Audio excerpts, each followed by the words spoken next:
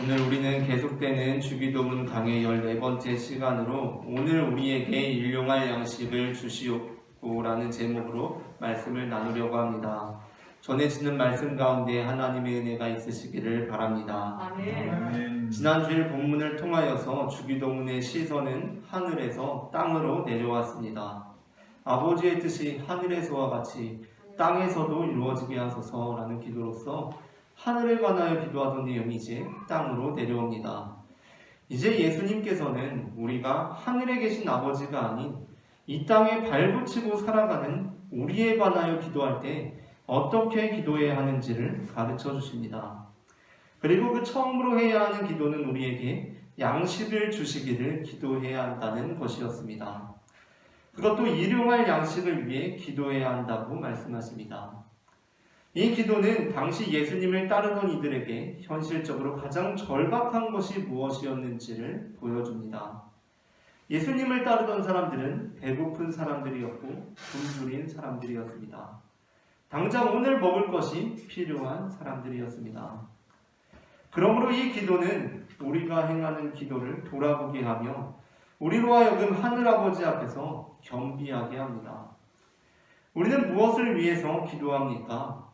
물론 우리는 나라를 위해서 기도하기도 하고 인류를 위해서 기도하기도 하고 이 땅의 고통으로 신음하고 있는 영혼들을 위해 중보 기도하기도 합니다. 그러나 우리는 때로 승진을 위해 기도하기도 하고 자녀의 합격을 위해 기도하기도 하고 심지어는 내놓은 집이 샀을 때보다 훨씬 비싼 값에 팔리게 해달라고 기도하기도 합니다. 그러나 당시 예수님을 따르던 사람들에게 가장 절실한 것은 당장 먹을 것이었다는 것입니다.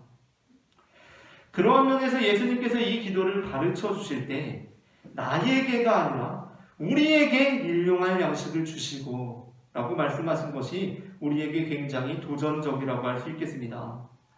사람은 보통 절박해질 때 자기만 챙기게 됩니다. 자기만 생각하게 됩니다. 여기에 사람은 많고 음식이 조금 있다고 생각해 봅시다. 그러면 사람들은 우리를 생각하기보다는 자기 자리 하나 챙기기가 바쁩니다. 지금도 내전 중에 있고 전쟁 중에 있고 기근으로 시달리는 곳에서는 어린아이들이 다른 친구의 입속에 있는 음식물까지 뺏어서 먹는다고 합니다. 뭔가를 요청할 때에도 슬며시 가서 귓속말을 하면서 어떻게 나 한 사람이라도 어떻게 좀 안 되겠냐라고 말합니다. 왜냐하면 모든 사람의 것을 다 요청했다가는 내가 받을 마저 잃어버리기가 십상이기 때문입니다. 지금 탈출을 하기 위해서는 배에 탑승해야 되는데 우리 마을 사람 다 태워달라고 해서는 태워줄 것 같지가 않습니다. 그럴 수가 없습니다. 그러니까 나 한 사람이라도 확장된 나로서 우리 가족이라도 또 확장된 나로서 우리 마을이라도 좀 태워달라 이렇게 요청하게 되는 것입니다. 그러나 예수님께서는 그 절박한 순간에 나 또는 확장된 나가 아니라 우리 모두를 돌아보라고 하십니다. 그리고 하늘아버지께 우리에게 일용할 양식을 달라고 기도하라고 하십니다. 하나님께서는 모든 것에 넘치도록 주실 수 있는 우리의 하늘 아버지이시기 때문입니다. 우리의 기도는 이와 정반대일 때가 많습니다. 우리는 늘 일용할 양식 이상의 것을 원합니다. 일용할 양식은 이미 냉장고에 많이 들어있기 때문에 우리는 더 이상 일용할 양식을 구할 필요가 없습니다. 우리에게는 그보다도 돈과 명예와 권력이 필요합니다. 그런데 우리가 그것을 추구할 때 그것은 우리로 하여금 오로지 나 자신만 생각하게 만듭니다. 많은 돈을 달라고 기도합니다. 그러나 돈이라는 것은 세상 모든 사람들이 다 똑같이 받으면 의미가 없어집니다. 과일 가게에 1,000원짜리 사과가 하나 있는 상황에서 과일 가게에서 자 모든 분들에게 사과 할인 쿠폰 1,000원짜리를 주겠습니다라고 하면 그 순간 사과가 2,000원짜리 될 것은 불보듯 뻔한 일 아닙니까?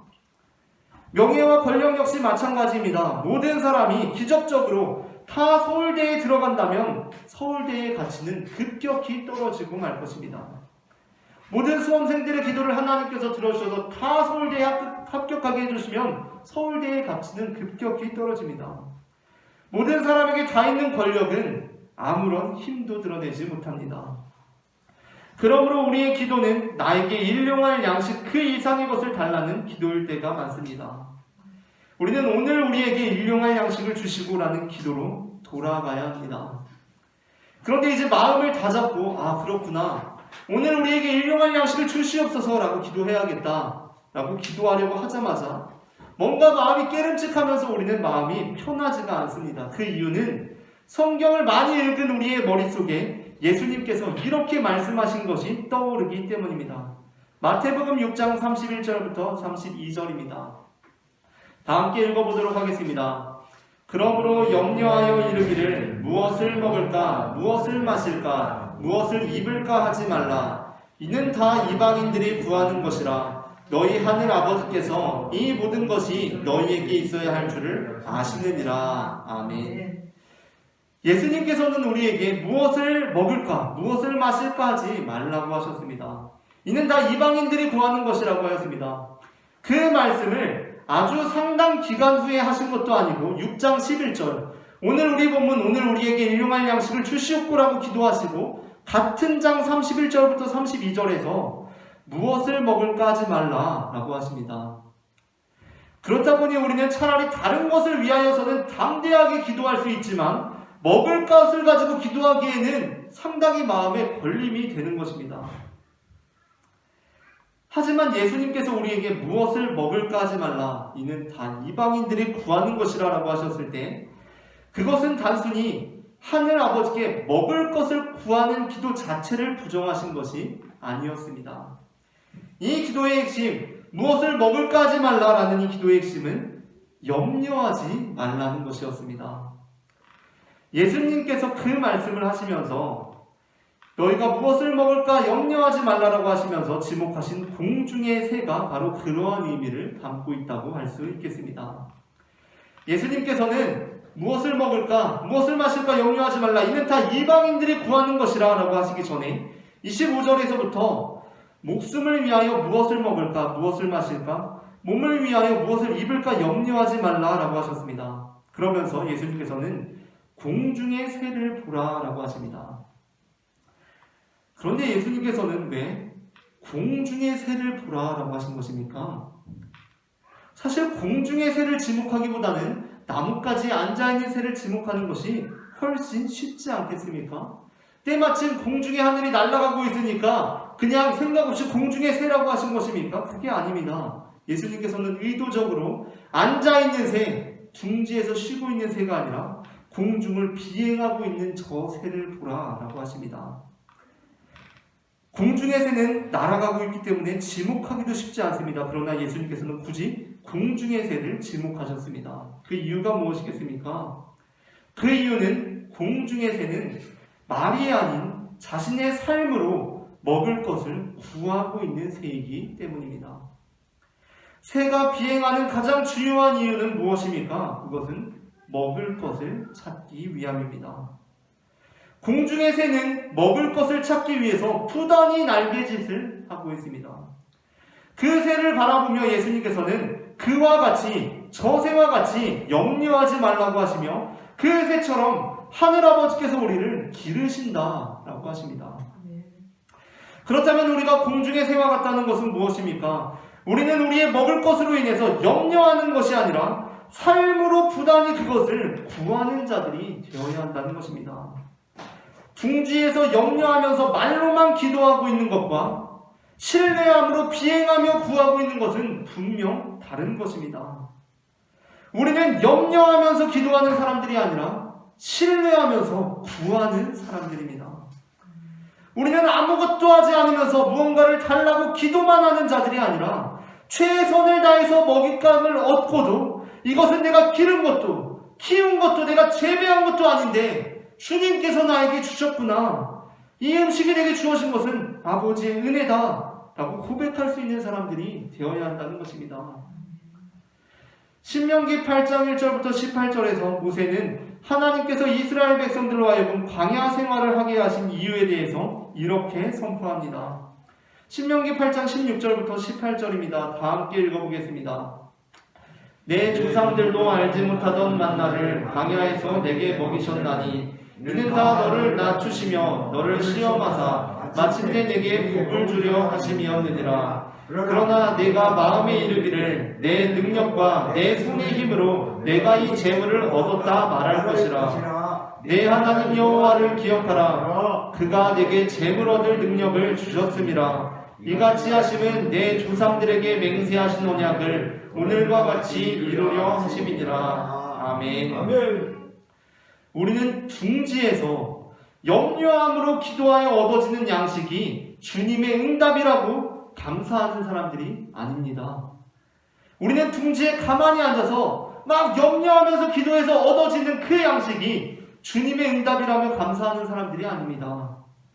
또한 우리는 열심히 날개짓해서 얻어낸 양식이 이것은 나의 성실함으로 얻어낸 것이라고 말하는 사람들도 아닙니다. 우리는 둥지에서 염려함으로 기도하는 것이 아니라 내가 열심히 날개짓해서 양식을 얻어냈음에도 이 양식은 나의 성실함으로 얻어낸 것이라고 말하는 것이 아니라 이것이 주님의 응답입니다 라고 고백하는 사람들입니다. 그 이유는 하늘아버지께서 내게 재물 얻을 능력을 주셨기 때문입니다. 그 은혜를 아는 우리는 또한 이 땅의 양식에 대해서만 감사하는 삶을 살아가지 않습니다. 우리는 이 땅의 양식에 감사할 뿐만 아니라 우리의 신앙의 선조들조차 알지 못하던 생명의 떡을 우리에게 먹이신 예수 그리스도의 은혜에 감사를 드립니다. 요한복음 6장 48절부터 51절에서 예수님께서는 이렇게 말씀하셨습니다. 다 함께 읽어보겠습니다. 내가 곧 생명의 떡이니라. 너희 조상들은 광야에서 만나를 먹었어도 죽었거니와 이는 하늘에서 내려오는 떡이니 사람으로 하여금 먹고 죽지 아니하게 하는 것이니라. 아멘. 우리는 주님께 일용할 양식을 달라고 기도합니다. 그리고 우리는 주님을 일용할 양식으로 달라고 기도합니다. 우리는 주님께 일용할 양식을 달라고 기도합니다. 그리고 우리는 주님을 일용할 양식으로 달라고 기도합니다. 그러므로 우리에게 일용할 양식을 주시고라는 이 기도는 직전에 나누었던 아버지의 뜻이 하늘에서와 같이 땅에서도 이루어지게 하소서라는 기도의 변주라고 할 수가 있습니다.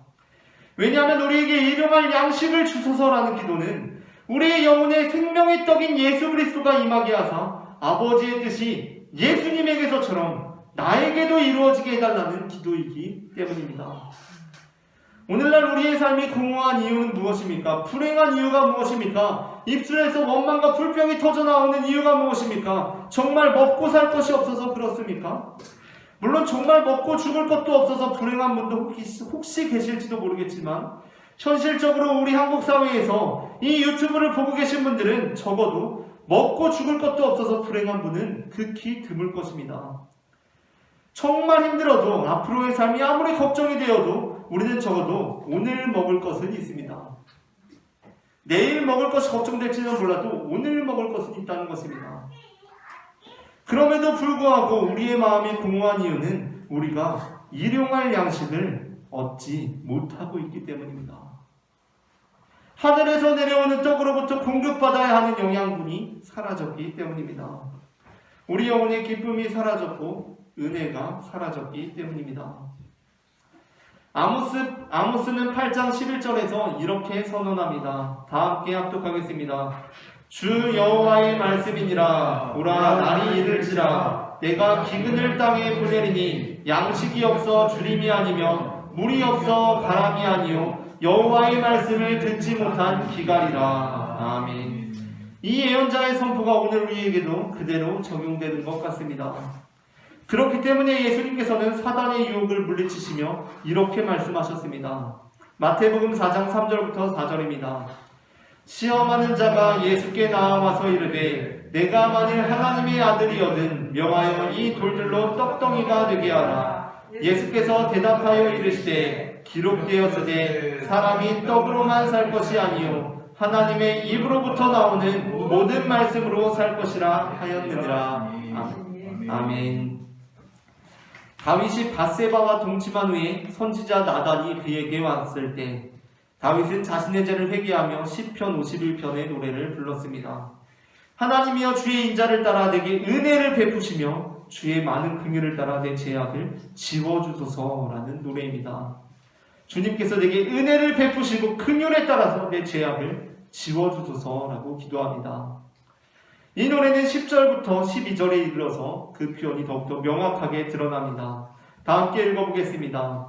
하나님이여 하나님이여 내 속에 정한 마음을 창조하시고 내 안에 정직한 영을 새롭게 하소서. 나를 주 앞에서 쫓아내지 마시며 주의 성령을 내게서 거두지 마소서. 주의 구원의 즐거움을 내게 회복시켜 주시고 자원하는 심령을 주사 나를 붙드소서. 아멘.